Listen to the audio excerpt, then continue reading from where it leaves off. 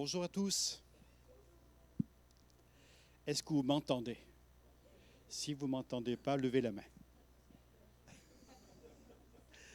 Bon, c'est un plaisir de vous voir sous ce soleil radieux de printemps. Ça nous arrive de temps en temps, parfois, mais c'est très agréable. Soyez les bienvenus dans ce lieu. Nous allons passer des bons moments ensemble dans l'adoration, sous le regard de notre Père Céleste qui est là présent. Nous aurons la scène, nous aurons le moment des offrandes, nous aurons la prédication de l'Évangile. Enfin, nous voulons vivre un moment intense avec Dieu et on se fera beaucoup de bien à l'écoute de la bonne parole du Seigneur, apportée par ma prédicatrice préférée, j'ai nommé Hélène. Vous la connaissez. Voilà, on va prier, si vous le voulez bien, on s'incline et puis je vous invite même à vous lever et nous prions tous ensemble. Nous voulons saluer ta présence, notre Père. Merci pour ce moment où tu es avec nous. Nous voulons chercher ta face et nous nous réjouissons de t'avoir comme Dieu, comme Père, comme Créateur, comme Sauveur. Seigneur, les qualificatifs pour te désigner sont tellement vastes et nombreux que nous serions même empruntés pour tous les définir. Mais nous savons que tu es notre meilleur ami, notre tendre Père Céleste, notre Sauveur parfait. Et de tout notre cœur, nous voulons chercher ta face tous ensemble. Seigneur, nous voulons laisser loin de nous toutes nos préoccupations pour nous tourner résolument vers toi et rayonner de joie en ta présence. Merci de conduire ces moments. Seigneur, que la louange jaillisse de nos cœurs, que nos sœurs qui nous conduisent dans la louange puissent vraiment nous aider à exprimer notre profonde reconnaissance. Bénis toutes choses, Seigneur. Parle-nous au travers de ta parole, au travers des prières de chacun, au travers des dons spirituels. Et nous voulons vraiment nous réjouir ensemble d'être tes enfants et d'être appelés tes amis. Merci notre Père, merci notre Dieu, au nom de Jésus, notre puissant Sauveur. Amen.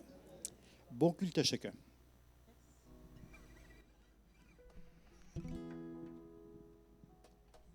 Bonjour, bonjour, bonjour, bonjour à tout le monde. Un grand shalom ce matin, alléluia. Un magnifique soleil à l'extérieur, nous bénissons l'Éternel. Amen. Nous allons élever ce Dieu merveilleux. Nous allons bénir l'Éternel. Que nos âmes bénissent l'Éternel ce matin. Que chacun parle à son âme ce matin. Mon âme bénit l'Éternel. Alléluia.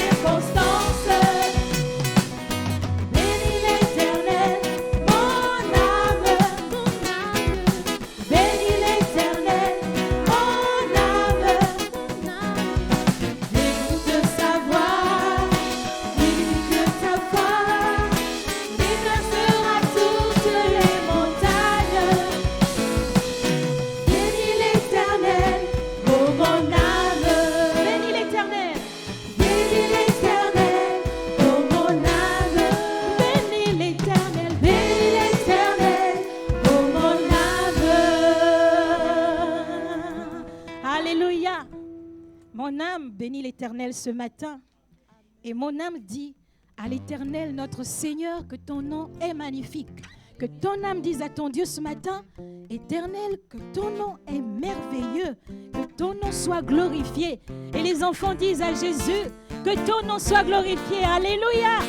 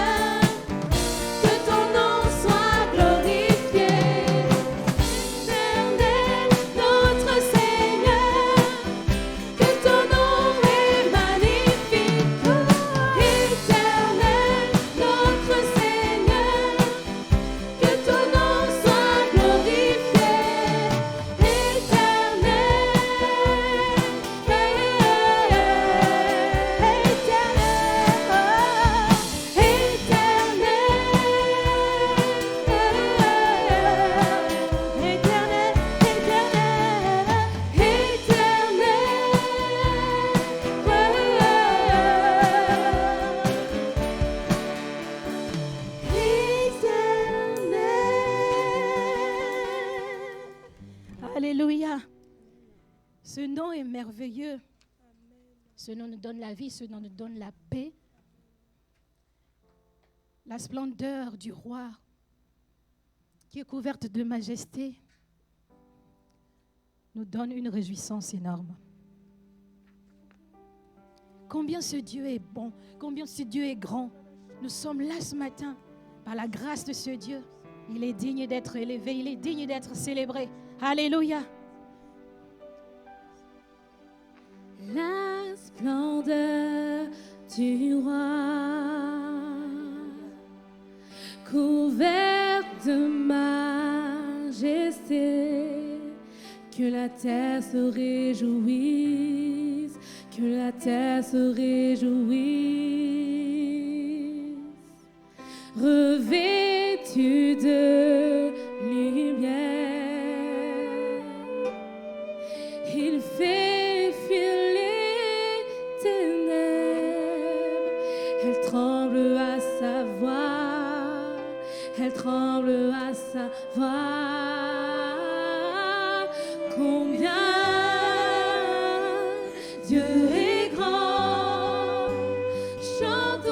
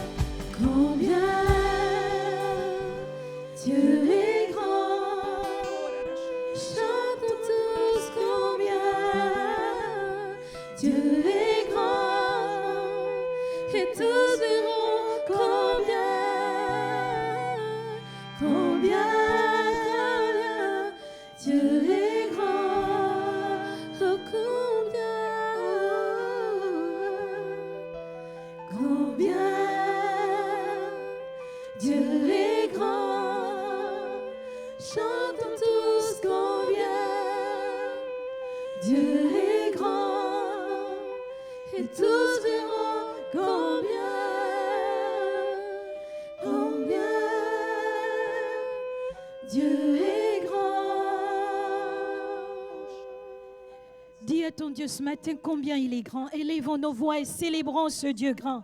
Alléluia, Seigneur. Nous te bénissons, notre roi. Toi qui es si merveilleux, si bon. Alléluia, combien tu es grand. Combien tu es merveilleux, Seigneur. Tu resteras ce Dieu sans pareil. Tu règnes à jamais d'éternité en éternité, Seigneur. Et tu es présent parmi nous. Nous te rendons l'honneur, la gloire, Seigneur, parce que tu le mérites, Seigneur. Nul n'est comme toi, éternel Dieu Tout-Puissant. Nul n'est égé comme toi. Nul n'est semblable à ton amour. Alléluia. Merci, merci infiniment, Seigneur. Merci encore au nom de Jésus. Amen. Alléluia. Nous sommes libres de nos chaînes et nous marchons vers toi. Ta main souveraine a fermé nos pas, Seigneur. Alléluia.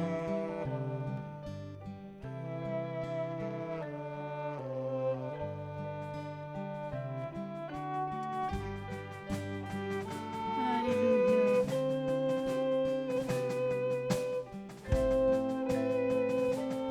Tous ensemble libres de nos chaînes.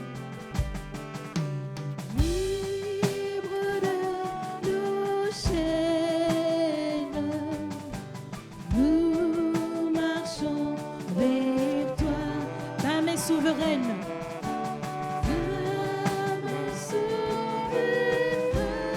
Affermis nos pas. Armés de lumière.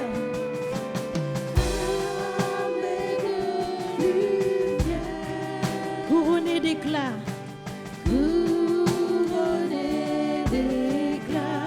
Soyons sur la terre.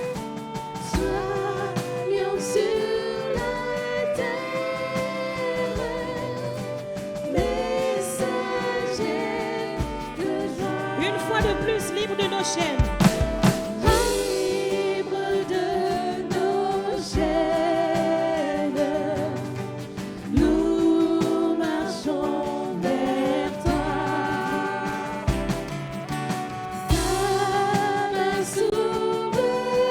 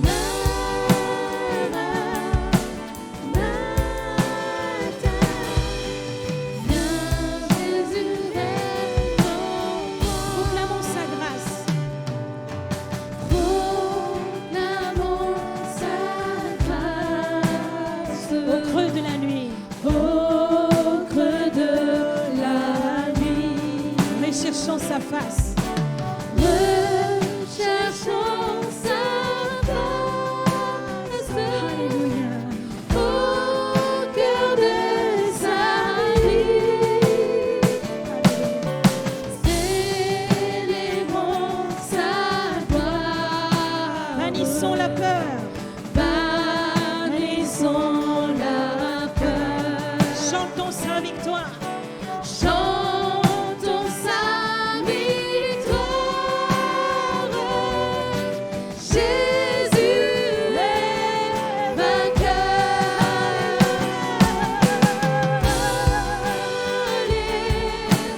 Alléluia.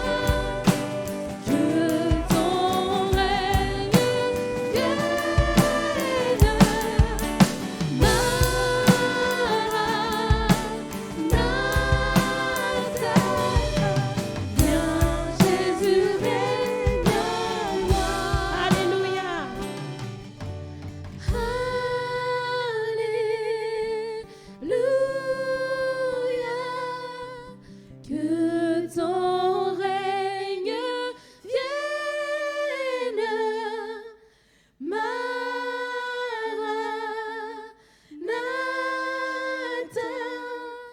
Viens Jésus, règne en moi.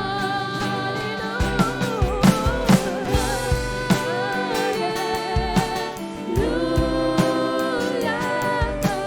Que ton règne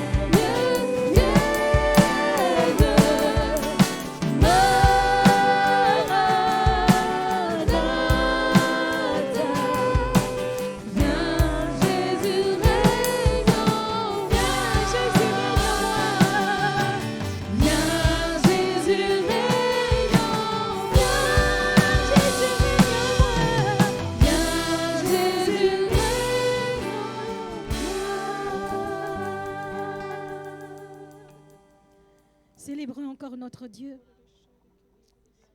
Alléluia.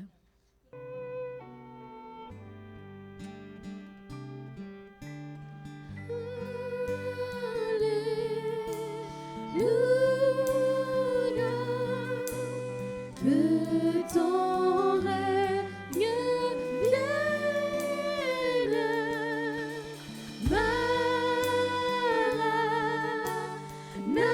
Maranatha. Viens Jésus, règne en moi. Alléluia.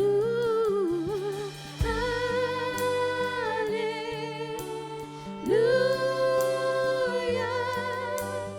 Que ton règne vienne. Maranatha.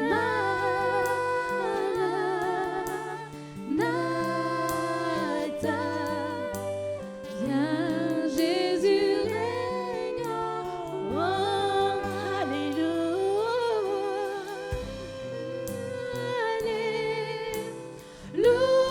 Alléluia.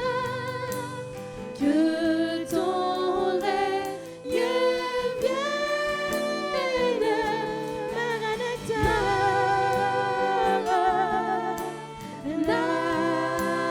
Maranatha. Viens Jésus, règne en moi. Viens Jésus, règne en moi.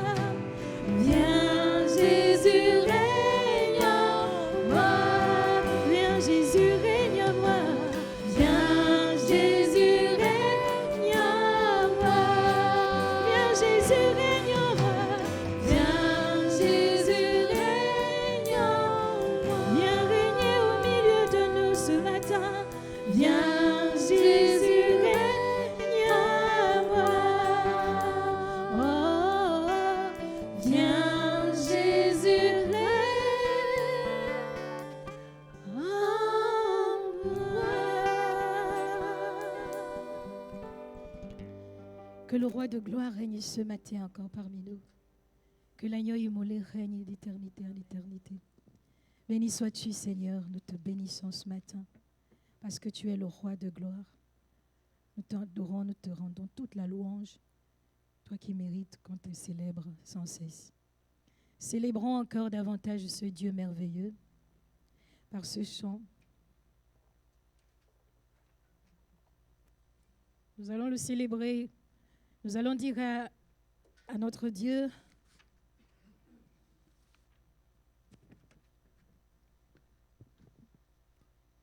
toi et moi unis dans le don de sa vie.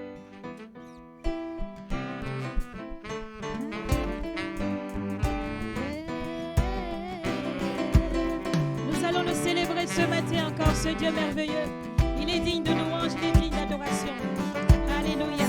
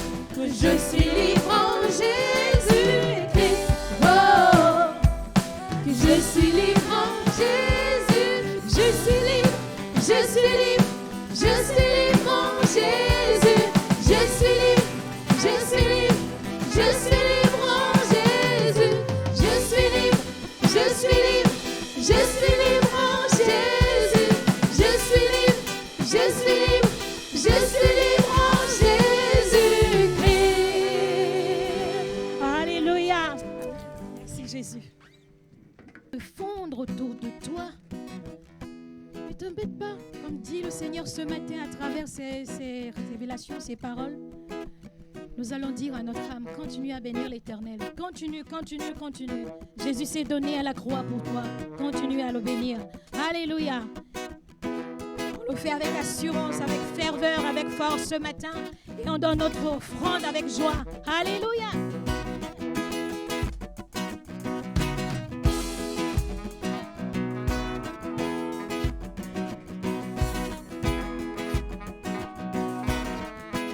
Bénis l'Éternel.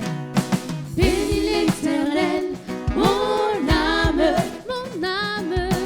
Bénis l'Éternel, mon âme. Sois émerveillé, sa fidélité ne dépendra pas des circonstances. Bénis l'Éternel, mon âme, mon âme. Bénis l'Éternel, mon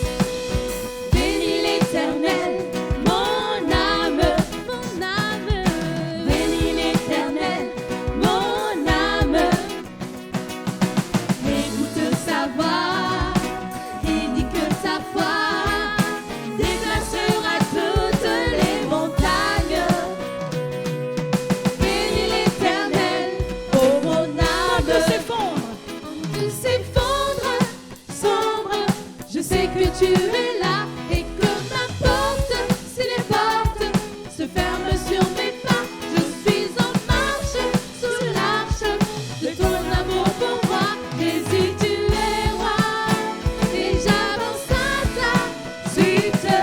Bénis l'Éternel, mon âme, bénis l'Éternel, mon âme. Sois émerveillé, sa fidélité ne dépendra pas des circonstances. Bénis l'Éternel, mon âme, bénis l'Éternel, mon âme. Écoute sa voix, il dit que ta foi déversera toutes les montagnes. Bénis l'Éternel, oh mon âme. Bénis l'Éternel, oh mon âme. Bénis l'Éternel, oh mon âme.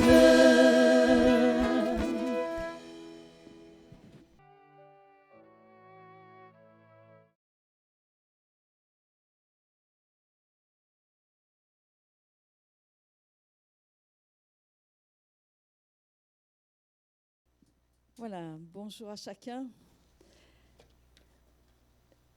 Je ne sais pas si vous écoutez les prières des uns et des autres, mais elles sont vraiment édifiantes et encourageantes.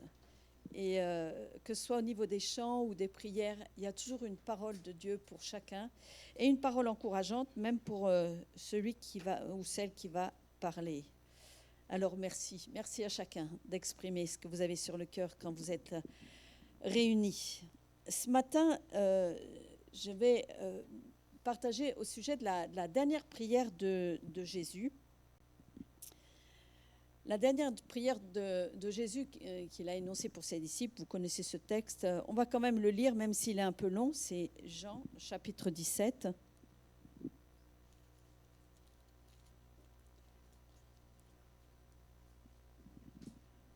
Jean, chapitre 17. Voici ce qui nous est dit. Après avoir ainsi parlé, Jésus leva les yeux au ciel et dit : Père, l'heure est venue. Glorifie ton Fils afin que ton Fils te glorifie, selon que tu lui as donné pouvoir sur toute chair, afin qu'il accorde la vie éternelle à ceux que tu lui as donnés. Or, la vie éternelle, c'est qu'ils te connaissent, toi, le seul vrai Dieu, et celui que tu as envoyé, Jésus-Christ. Je t'ai glorifié sur la terre, j'ai achevé l'œuvre que tu m'as donnée à faire. Et maintenant, toi, Père, glorifie-moi auprès de toi-même de la gloire que j'avais auprès de toi avant que le monde fût. J'ai fait connaître ton nom aux hommes que tu m'as donnés du milieu du monde. Ils étaient à toi, et tu me les as donnés, et ils ont gardé ta parole. Maintenant, ils ont connu que tout ce que tu m'as donné vient de toi, car je leur ai donné les paroles que tu m'as données, et ils les ont reçues. Et ils ont vraiment connu que je suis sorti de toi, et ils ont cru que tu m'as envoyé. C'est pour eux que je prie. Je ne prie pas pour le monde, mais pour ceux que tu m'as donnés, parce qu'ils sont à toi. Et tout ce qui est à moi est à toi, et ce qui est à toi est à moi. Et je suis glorifié en eux. Je ne suis plus dans le monde, et ils sont dans le monde. Et je vais à toi. Père Saint, garde en ton nom ceux que tu m'as donnés, afin qu'ils soient un comme nous. Lorsque j'étais avec eux dans le monde, je les gardais en ton nom. J'ai gardé ce que tu m'as donné, et aucun d'eux ne s'est perdu, sinon le fils de perdition, afin que l'écriture fût accomplie. Et maintenant, je vais à toi, et je dis ces choses dans le monde, afin qu'ils aient en eux ma joie parfaite. Je leur ai donné la parole, et le monde les a haïs, parce qu'ils ne sont pas du monde, comme moi je ne suis pas du monde. Je ne te prie pas de les ôter du monde, mais de les préserver du mal. Ils ne sont pas du monde, comme moi je ne suis pas du monde. Sanctifie-les par ta vérité. Ta parole est la vérité. Comme tu m'as envoyé dans le monde, je les ai aussi envoyés dans le monde. Et je me sanctifie moi-même pour eux, afin qu'eux aussi soient sanctifiés par la vérité. Ce n'est pas pour eux seulement que je prie, mais encore pour ceux qui croiront en moi par leur parole, afin que tous soient un, comme toi, Père, tu es en moi, et comme je suis en toi, afin qu'eux aussi soient un en nous, pour que le monde croie que tu m'as envoyé. Je leur ai donné la gloire que tu m'as donnée, afin qu'ils soient un comme nous sommes un, moi en eux et toi en moi, afin qu'ils soient parfaitement un, et que le monde connaisse que tu m'as envoyé et que tu les as aimés comme tu m'as aimé. Père, je veux que là où je suis, ceux que tu m'as donnés soient aussi avec moi, afin qu'ils voient ma gloire, la gloire que tu m'as donnée, parce que tu m'as aimé avant la fondation du monde.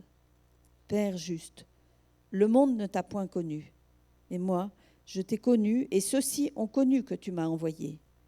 Je leur ai fait connaître ton nom, et je le leur ferai connaître, afin que l'amour dont tu m'as aimé soit en eux, et que je sois en eux.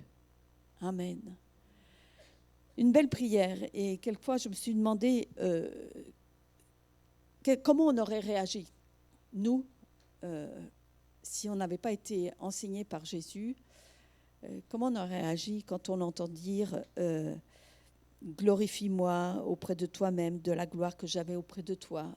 Comment on aurait reçu ces paroles? Et je me mets quelquefois à la place des gens qui ne connaissent pas Dieu et qui entendent de telles paroles. Comment peuvent-ils les recevoir? Or, dans ce texte, si on lit les quelques chapitres qui sont avant, du chapitre 13 au verset 31 à la fin de ce chapitre 17, on voit que tout ce que Jésus a laissé comme enseignement aux disciples, là, c'est uniquement pour eux. Cette partie-là est vraiment que pour eux. Judas est parti, Jésus a partagé la scène avec ses disciples. Judas est parti pour le trahir. Et Jésus est bien seul avec les 11 qui lui sont restés fidèles et qui ont traversé son ministère terrestre, qui l'ont accompagné durant tout son ministère terrestre. Et donc, c'est plus du tout à la foule que Jésus s'adresse. Et quand je lis ce chapitre, je me dis, c'est à des gens qui sont convaincus qu'il est le Sauveur, qu'il est vraiment celui en qui ils peuvent mettre leur confiance. Ils sont vraiment proches de Jésus. Et quelquefois, il y a des déclarations du Seigneur que nous ne pouvons recevoir que si nous le faisons confiance. Là, Jésus est devant ses disciples, des gens qui ont vraiment une confiance totale et entière en lui. Et il y a des déclarations que nous ne pouvons recevoir que dans cette attitude de confiance. Même si on ne comprend pas tout, parce qu'on va voir que les disciples n'ont pas toujours tout compris. Et donc, ces chapitres, du chapitre 13 au chapitre 17, là, tout ce que Jésus dit à ce moment-là, ils sont destinés vraiment à ceux qui veulent marcher fidèlement à la suite de Jésus, à la suite de leur Seigneur. Même s'ils ne comprennent pas tout, même s'il y a encore des ajustements à faire, même s'ils ne sont pas encore parfaits, n'empêche que c'est destiné à ceux qui veulent faire confiance, une confiance tout entière à Jésus. Alors, bien sûr, il y aura toujours des ajustements. On a toujours besoin de s'ajuster à la pensée de Jésus. Et dans tout ce passage, on voit que les disciples ont encore posé des questions à Jésus. Ils semblaient même désorientés par les révélations que Jésus leur apportait. Mais on voit chez eux vraiment un désir de suivre Jésus jusqu'au bout. Jusqu'au bout, ils vont suivre Jésus et ils vont vraiment lui rester fidèles. C'est vraiment ce qu'ils vont vivre avec lui. Alors nous, à l'image de ses disciples, on a aussi quelquefois des interrogations. Et si vous relisez ces chapitres 13 à 14, 15 et 16, vous allez voir différentes questions que les disciples vont poser. Pierre, par exemple, va dire « Mais où vas-tu, Seigneur? Où est-ce que tu vas? Où est-ce que tu nous emmènes ?» Et Thomas va dire « On ne sait pas où tu vas, nous ne savons où tu vas. Comment pouvons-nous en savoir le chemin ?» Pourtant, Jésus, ils ont entendu, hein, « Je suis le chemin, la vérité, la vie », tout ça. Ils ont entendu, mais ils sont encore dans cette ce questionnement, même si leur désir de suivre Jésus est authentique et leur confiance est entière, ils sont encore dans ces interrogations. Philippe va dire, par exemple, « Montre-nous le Père et cela suffit ». Montre-nous le Père et cela suffit. Jude, par exemple, le fils d'Alphée, va nous dire « D'où vient que tu te feras connaître à nous et non au monde ?» Et puis, il y a quelques disciples aussi qui vont dire « Que signifie ce qu'il nous dit ?» Et quelquefois, je me dis « Mais qu'est-ce que Jésus nous dit là ? Encore un peu de temps et vous ne me verrez plus.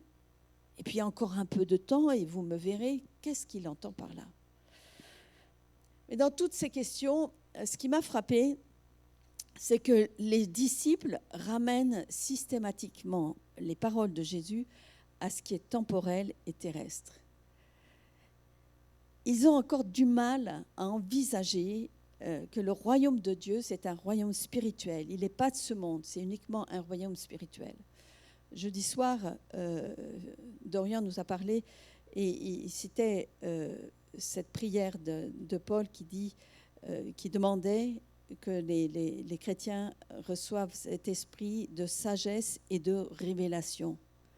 Sagesse et révélation du Fils de Dieu. Et je crois que si on n'a pas cet esprit de sagesse et de révélation, on a du mal à comprendre ce que nous dit Jésus. On a besoin de nous rappeler constamment, entre autres, que le royaume de Dieu, c'est la manifestation d'un règne spirituel.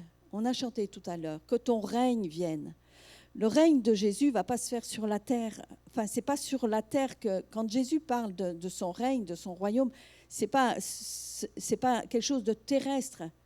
Le règne de Dieu, c'est le règne dans nos cœurs, dans nos vies, dans nos pensées, dans nos mentalités. C'est là où doit se situer le règne de Jésus. Ce règne, il est divin, c'est un règne divin en nous et qui va nous permettre justement d'agir différemment et de façon beaucoup plus efficace autour de nous.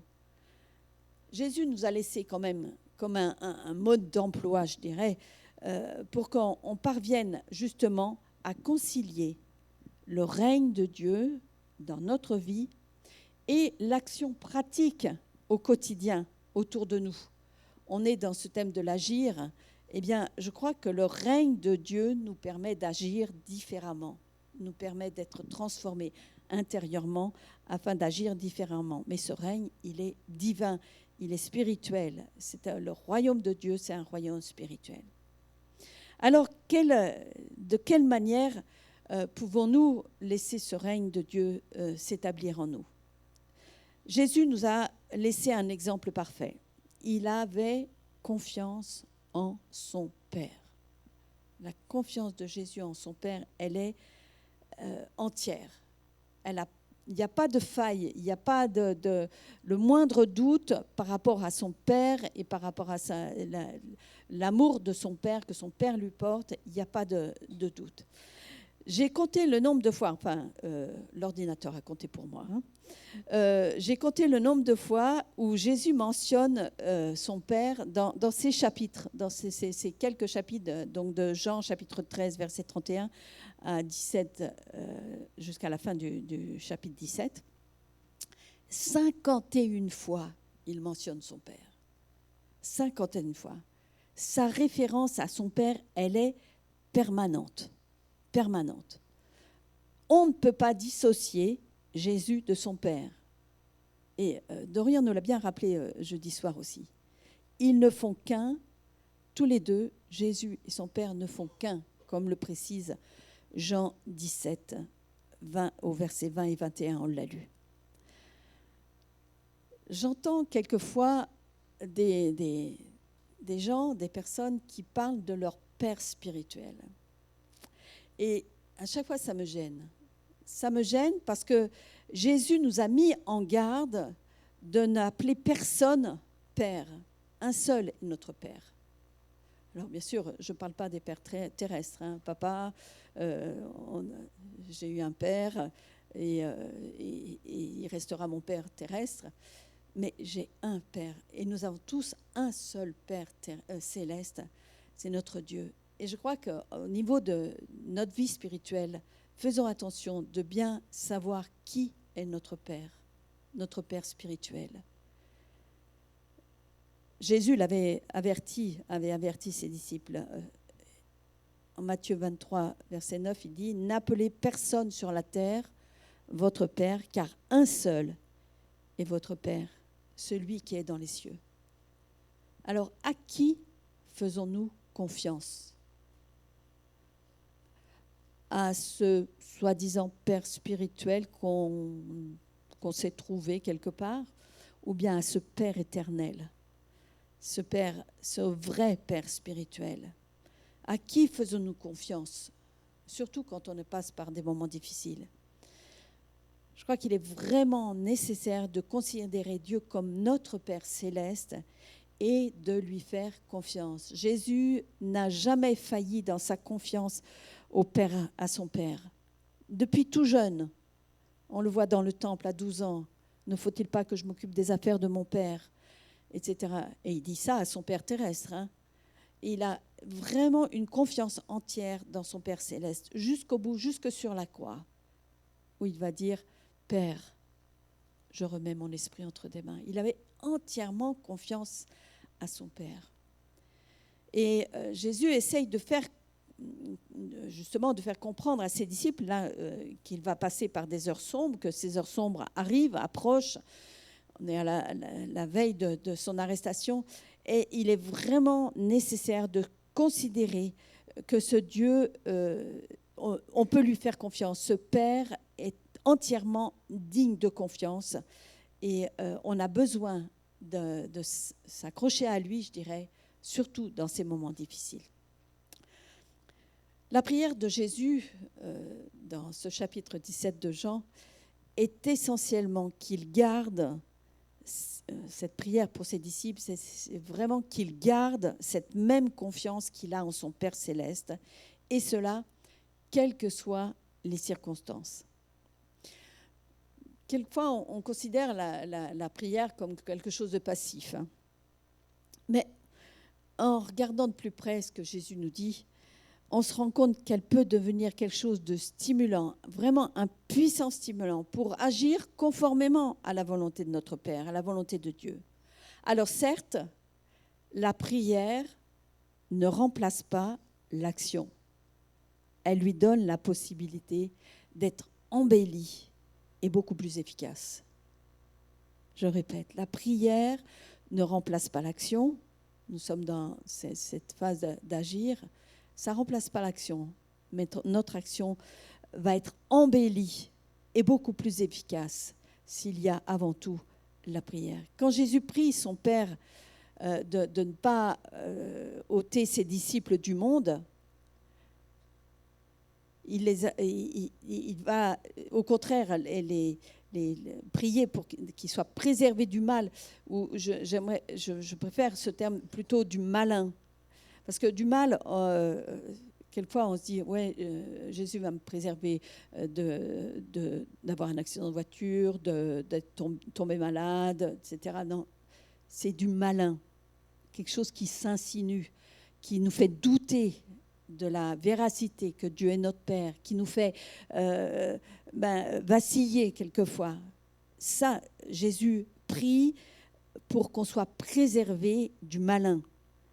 Et il les invite, à agir dans un contexte qui n'est pas spécialement favorable, en véritable enfant de Dieu. Et nous de même, nous sommes appelés à agir en véritable enfant de Dieu.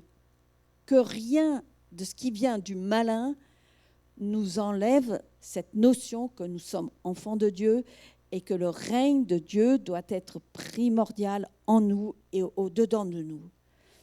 Je dirais que la vie quotidienne, c'est une école permanente où notre Père céleste nous apprend à mettre en pratique ce qu'il nous transmet par son esprit en nous.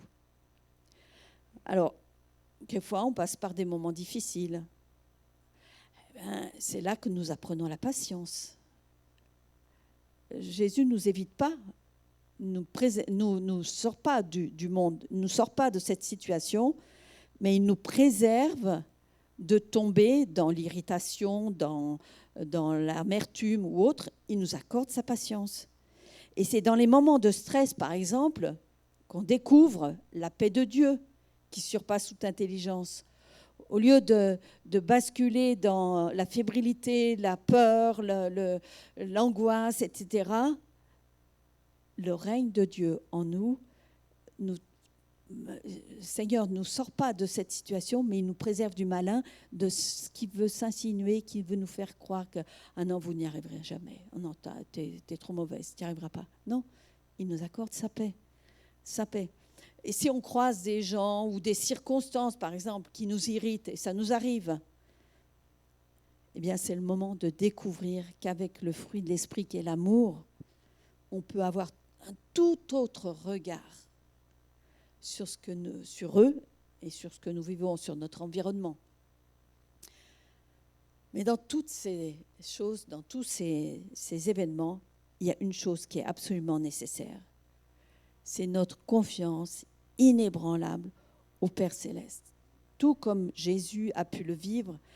Et ça peut transformer notre environnement par nos comportements, par nos actions, et tout cela pour la gloire de Dieu. C'est tout ça qui va transformer, parce que notre confiance sera inébranlable. Jésus a transformé la croix en un lieu de bénédiction. Il a transformé la croix en un lieu de bénédiction pour nous tous. Tout cela parce qu'il avait confiance en son Père. Tout ça parce qu'il a eu confiance jusqu'au bout, jusqu'à la dernière extrémité.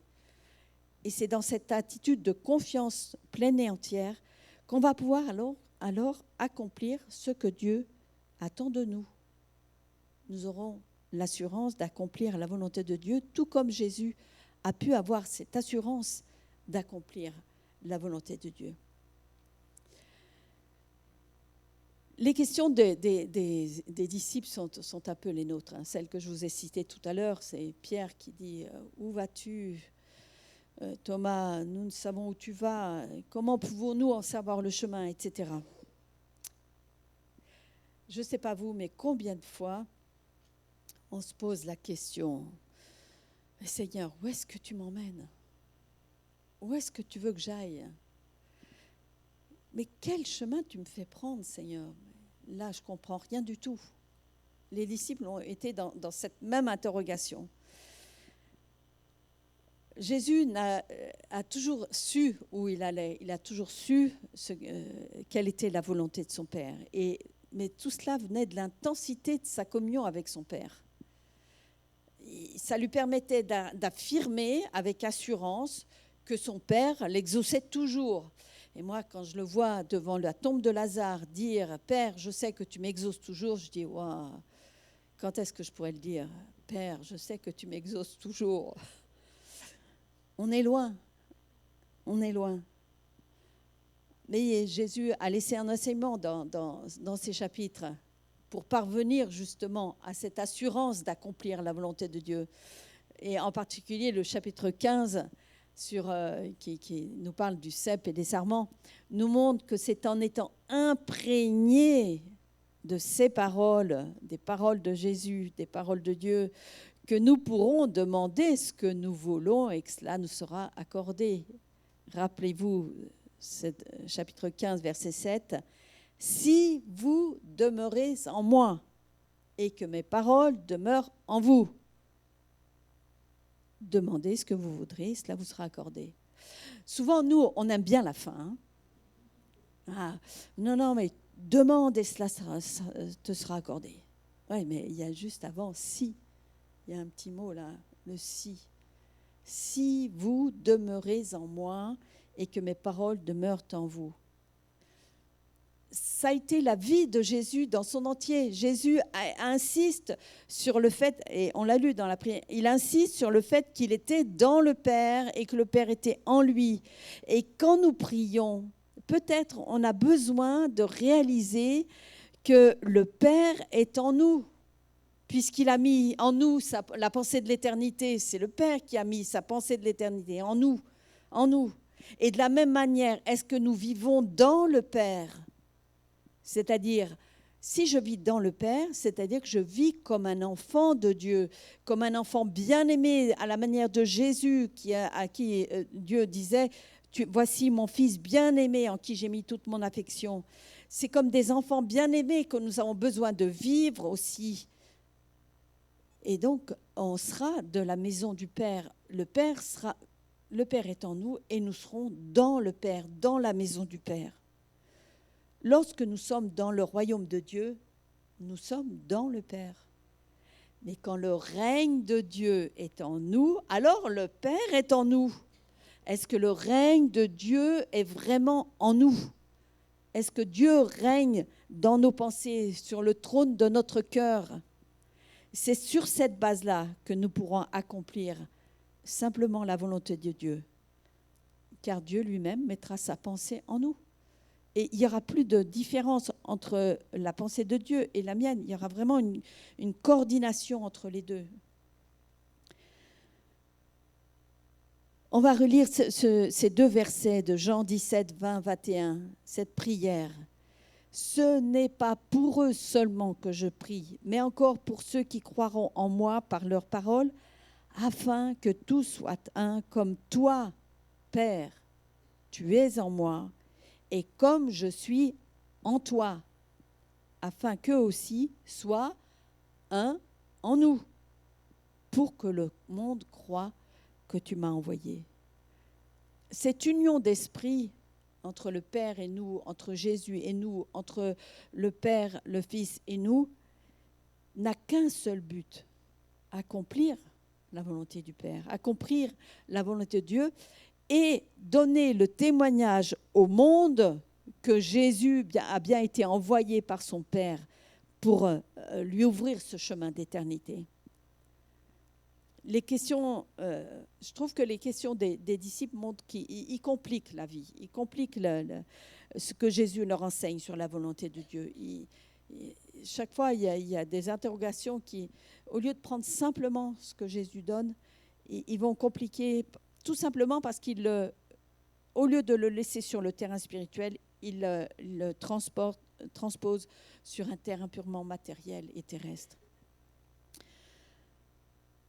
Si nous marchons fidèlement en conformité avec la parole de Dieu, soyons assurés que cette parole, sa volonté s'imprimera en nous simplement, à tel point qu'elle deviendra la nôtre. On n'aura plus besoin de dire « Dieu m'a dit ». Non, Dieu est en moi, donc quand je parle, est-ce que je parle de quelque chose que Dieu met dans mon cœur, que simplement, il n'y a plus besoin de dire « Dieu m'a dit ». Ça ne sert à rien. Si nous partons du fait que Dieu règne en nous et que nous vivons dans ce royaume spirituel, alors faisons confiance en ce Père, dans ce qu'il nous communique pour notre vie, pas pour celle des autres. Parce que quelquefois, on a envie de dire la volonté de Dieu pour les autres. Non. Quand Dieu donne sa direction, il la donne pour nous. Et j'aimerais vous rappeler ce que Jésus a répondu à Pierre après sa résurrection. Je ne sais pas si vous vous rappelez, mais quand il se promène avec Pierre et qui dit « Pierre, m'aimes-tu » etc. Et puis voilà ce qu'il nous dit en Jean chapitre 21, verset 22. En le voyant, Pierre dit à Jésus « Et celui-ci, en parlant de Jean, Seigneur, que lui arrivera-t-il » Jésus lui dit « Si je veux qu'il demeure jusqu'à ce que je vienne, que t'importe ? Que t'importe ? Toi, suis-moi. » Et je crois que quand Jésus nous parle, c'est à nous qu'il parle. Toi, suis-moi. Les autres, je m'en occupe. Notre confiance en Dieu nous invite également à lui faire confiance pour les autres. C'est Dieu qui s'en occupe. Il va les guider. Il les guidera avec autant de sagesse qu'il veut nous guider, nous, personnellement, qu'il nous guide personnellement. Et puis, Jésus, dans sa prière, a quand même quelque chose qui lui tient à cœur. C'est son souci pour l'avenir de ses disciples. Jean 17, 15 nous dit « Je ne te prie pas de les ôter du monde, mais de les préserver du mal ou du malin. »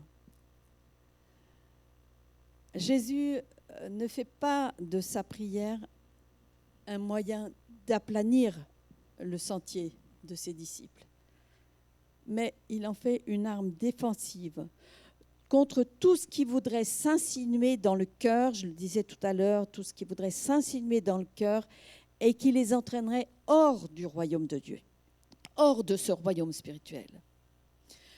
Je ne sais pas si vous avez fait attention, mais le monde emprunte allègrement à la religion des techniques. Alors, par exemple, le jeûne, ça c'est devenu à la mode. On vous propose des week-ends de jeûne, mais dans le monde, hein. Et puis vous payez, puis vous payez cher pour jeûner. La méditation, par exemple. Vous avez aussi des séminaires sur la méditation pour le bien-être des adeptes. Mais ces emprunts sont complètement vidés de leur substance spirituelle et n'ont aucune conséquence pour l'avenir éternel de ces pratiquants. S'ils apportent un bien-être passager, et c'est vrai que ça peut faire du bien physiquement de jeûner, de purifier, enlever toutes les toxines du corps, tout ça, etc. C'est qu'un leurre au niveau spirituel. Ça ne satisfait pas durablement, ça ne va pas aider, ça ne va pas être quelque chose qui va être bon même pour notre vie éternelle. Et je dirais de la même manière, faisons attention que la prière ne soit pas une technique pour échapper à des conflits ou à des problèmes. Elle devrait être, au contraire, un stimulant pour nous faire grandir, nous faire croître en face du conflit, pour acquérir les valeurs du royaume de Dieu devant les difficultés. C'est ça le but de la prière, c'est acquérir des valeurs du royaume de Dieu pendant les difficultés, dans les moments difficiles, dans des situations de stress. C'est là qu'on va acquérir la maîtrise de soi, c'est là qu'on va acquérir la paix, c'est là qu'on va porter le fruit de la joie. C'est un stimulant, la prière, pour acquérir ces valeurs du royaume. Ça, quand on acquiert ces valeurs, avec ces temps de prière vraiment en esprit, alors le règne de Dieu devient de plus en plus évident en nous. Un règne d'amour, de pardon, de sagesse, de joie, etc. Et c'est ce que Jésus demande essentiellement pour ses disciples, afin qu'ils continuent à être de fidèles ambassadeurs de ce royaume spirituel. La prière la plus authentique est en réalité une communion entre l'homme et son Créateur. Elle doit et elle va contribuer à notre croissance spirituelle. Et cette croissance spirituelle va avoir comme conséquence de modifier nos attitudes, de modifier nos actions, de modifier nos pensées, de modifier nos réactions.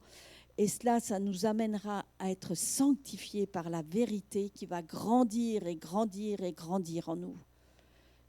Et on en revient au fait d'accomplir la volonté de Dieu, parce que si cette vérité grandit en nous, eh bien forcément, on accomplira la volonté de Dieu. Alors, en conclusion, j'aimerais dire que la prière de Jésus pour ses disciples, elle est encore d'actualité pour chacun de nous, aujourd'hui, si nous le suivons fidèlement.